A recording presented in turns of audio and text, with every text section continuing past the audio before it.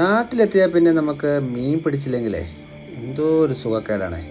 അങ്ങനെ ഞങ്ങൾ വീടിനടുത്തുള്ള അട്ടിക്കടവ് എന്ന സ്ഥലത്ത് മീൻ പിടിക്കാനായിട്ട് വന്നതാണ്. ഞാനും ഉണ്ട്, എൻ്റെ ബ്രദറും ഉണ്ട്. ഞങ്ങൾ മാവൊക്കെ കുഴച്ച് മീൻ പിടിക്കാനായിട്ട് എത്തിയതാണ്. വളരെ മനോഹരമായ സ്ഥലമാണ്. ഇവിടെ ഇറങ്ങി കുളിക്കുകയൊക്കെ ചെയ്യാം. ഞങ്ങൾ ചൂണ്ടയും അതുപോലെ തന്നെ കാസ്റ്റ് ചെയ്യാനുള്ള എല്ലാമായിട്ടാണ് വന്നത്. പക്ഷേ വളരെ നിരാശയായിരുന്നു എനിക്ക് ഇപ്രാവശ്യം. ബിജോച്ചാൻ ആദ്യം തന്നെ ആ ആറ്റി കിടക്കുന്ന ഏറ്റവും ചെറിയൊരു മീനെയാണ് ആ ചൂണ്ടയിൽ കിട്ടിയത്.